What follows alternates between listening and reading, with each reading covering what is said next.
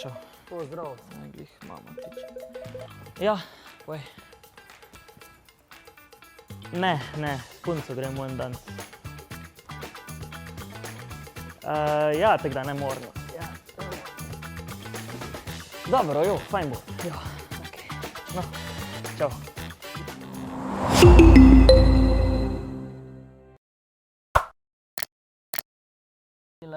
Lažnivi, kam greš? Ne, Reks, mama me je klica, nekaj bi mogel danes narediti, sem rekel, da grem s punco ven, v bistvu ga gremo pa... A veš, no, glih nas snema, na džungli smo. No, da smo se odločili, da danes naredimo challenge. 3 največje laži, kar si jih povedal kdaj staršem. No, a ne, kaj je tvoja največja laž, ko si jo povedal svojim staršem? Enkrat smo šli na en rojsten dan k enemu kolegu, seveda sem bil še mladoleten, on tudi. Smo šli k njemu domov, torej vse ono varno območje, bomo šli k njemu, naročili pico, torto. Pridemo mi tja, seveda nismo šli k nobenim staršem njegovim, ampak smo šli na en vikend sami, na eno kočo, oddaljeno od... Sami dedi, ali pa? Nismo bili sami dedi, Rok. Punce? Tudi. Lupčkanje? Tudi. In na koncu se je to vse razvedlo, ker pač to je bilo 30 ljudi in nekdo je mogel zvedeti na koncu. Ja, in kaj ste pa žurali totalno razvrati do jutra? Ja, to je to. Ful je pa fora tudi, da od drugih starši so vedeli, da gremo mi tja. Samo mama, ne? Mama ni vedela. Ne vem zakaj. Ja, ni ona prišla po tebe na koncu. Ne, ker smo šele drug dan šli in kao, jaz sem rekel, da gremo naslednji dan, moramo še smetje odnesti, veš, pa gremo z unam, klasična fora. In kakve so bile posledice? Posledice so bile bolj take, da sem tudi sam videl, kako je biti zmačkan. To je bilo za mene tudi kar huda. No, zdaj pa pazi to.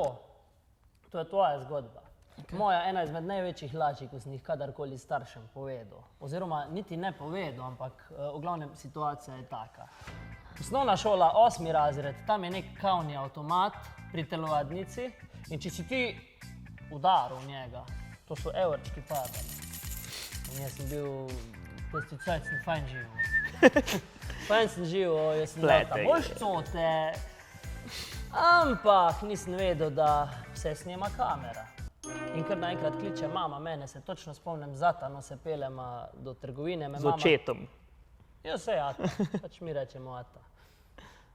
Se pelema v trgovino in mama kliče, ej Rok, policija je pri nas. In sem rekel, itak, ja, policija, ja. In res prijem domov in policija, ona tam sedi.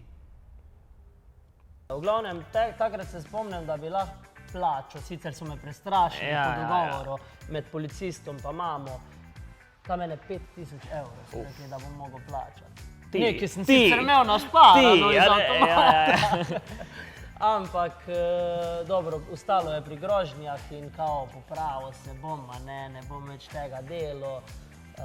In posledica je bila pa ful nezaupanje mame. Takrat vem, da sem mogel prekleto prositi. Pa pucati. Da sem lahko kam šel. Ok, kar se tiče moje druge laži, ni bilo nič kaj takega, če pogledam zdaj za nazaj, ampak v tistem času jaz nisem vedel, kaj lahko naredim, da pač popravim to zadevo, da ne vem... Dal si se ko strela. Ne vem zakaj, ampak pač, ja, ful je bilo grozno, jaz nisem mogel pač handlati tega. Dejansko v tistem momentu, ko si tek star, se mi zdi, da je to najslabša stvar, kar se ti lahko zgodi. In sicer, spet je bil udeleženec bratranc od prejšnjega kolega, ko sem razlagal. To ste bili neka družba, očitno takih groznih ljudi. V glavnem, podoben večer smo preživeli kot tisto prej omenjeno noč. Sem šel še z nekim drugim... namenom.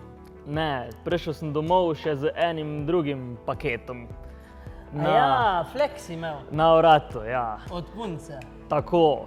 Ok, torej, naslednjo jutro jaz zjutraj vstanem, tisto vidim, pa planiram, kako bom zdaj to skril. Na srečo sem imel neko srajco z ovratnikom gor in tako tek sem bil, a ne, tek je zdaj nosim, to je moderno, veš, kao fora. Prijem, hodim jaz domov, študiram, kaj naj, se naj napudram ali kaj, ne vem. In tega itak ne moreš skriti. Tisti, ko je že imel to kdaj, to je nemogoče. Lahko si daš kilo pudra, lahko ju pol kupiš, pa se pobajsaš, ni variante. In mama itak to vidi, a ne, pa točno ve, kaj je in znori, totalno popi. Zaradi enega fleka ali kaj? Pa ni panike zaradi enega fleka, da z neki znoriš človek. Ja, sam ponavadi, ko se en flek zgodi, se zgodi še marsikaj drugega, čeprav se ni. Ko je en flek, imaš. Hear me out.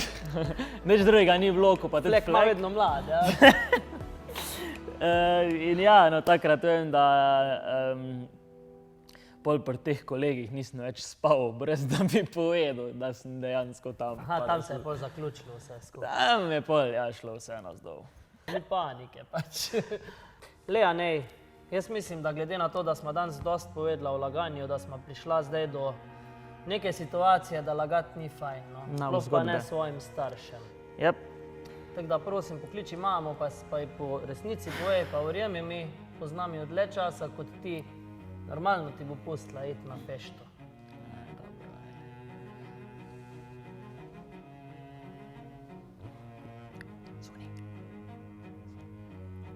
Ja, haj. Ja, drugič te kličem. Ne gremo v bistvu ven s punco danes. Ne. Ja, vikend bo počas, pa pač gremo s kolegi žurat. Vse kula. No in kaj smo spoznali pri današnjem videu? Spoznali smo, da je treba zaupati svojim staršem, da je treba biti iskren in da je treba uporabljati resnico, ker te pripelje prej do cilja kot laž, ker laž ima kratke noge. Če imaš paniko starši, ni panike, če ravnaš srce. Modre besede. Kako sta se zmenila? Ja, zrihtano. Zrihtano, greš na gaudo? Evo. Ne smem jeti. Ne.